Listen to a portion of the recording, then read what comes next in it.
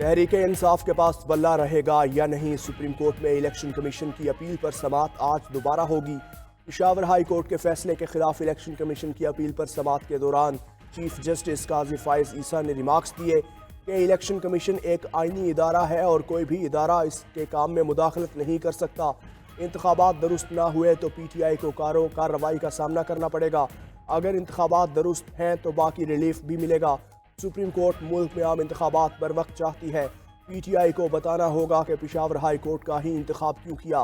پی T آئی وکیل حامد خان نے کہا، مجھے تیاری کے لیے پیر تک وقت دیں، جس پر چیف جسٹس نے کہا 3 دن تک اگر کیس کو ملتوی کرنا ہے تو پھر پشاور ہائی کورٹ کا فیصلہ معطل کرنا ہوگا۔ عدالت نے اکبر ایس بابر سے بانی رکن ہونے کا ثبوت مانگ لیا۔ پی ٹی آئی سے اکبر ایس بابر کو نکالنے کی دستاویزات کی طلب۔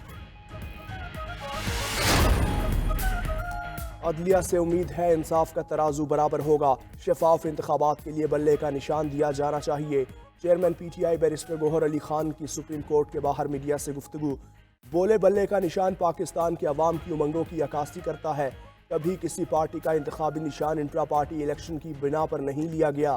آزادانہ اور منصفانہ انتخابات نہ ہوئے تو کوئی ان انتخابات کو نہیں مانے گا۔ ہر جماعت کی پہچان اس کا نشان ہوتا ہے۔ ہم نے بدترین حالات میں بھی بہترین انٹرا پارٹی انتخابات کروائے۔ سپریم کورٹ ہمارے بلے کے نشان کو بحال کرے گی۔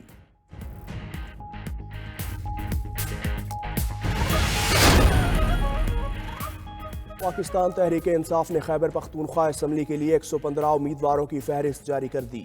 پی کے 1 سے سریا بی بی، پی کے 2 سے فتح الملک علی ناصر، پی کے 3 سے میاں شرافت علی پی ٹی آئی کے امیدوار، محمود جان پی کے 72، تیمور جھگڑا پی کے 79، کامران بنگش پی کے 82 سے میدان میں، فضل حکیم، سعید اللہ، حمید الرحمان، انور زیب، اجمل خان بھی فہرست کا حصہ، عدنان قادری، سہیل آفریدی، شکور خان، اکرام غازی، ارباب جہانداد بھی نامزد، ملک شہاب، سمیع اللہ، شیر علی آفریدی، حامد الحق بھی کیٹی میں اسمبلی میں الیکشن لڑیں گے۔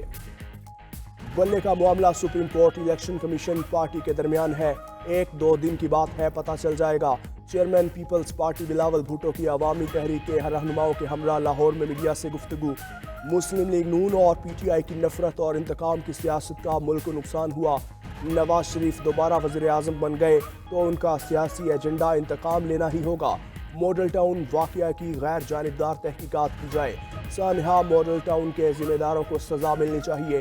نفرت اور تقسیم کی سیاست کا خاتمہ کریں گے۔ پاکستان کا پرامن چہرہ دنیا کو دکھانا ہوگا۔ ہماری اولین ترجیح عوام کی فلاح و بہبود ہے۔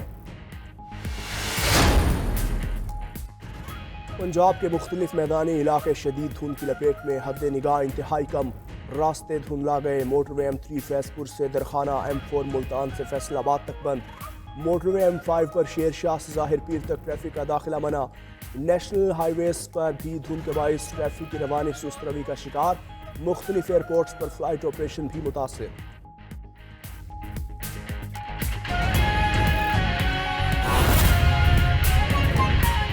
خبر یہ ہے کہ پنجاب کے مختلف میدانی علاقے شدید دھند کی لپیٹ میں، حد نگاہ انتہائی کم، راستے دھندلا گئے۔ موٹر وے M3 فیض پور سے درخانہ، M4 ملتان سے فیصل آباد تک بند۔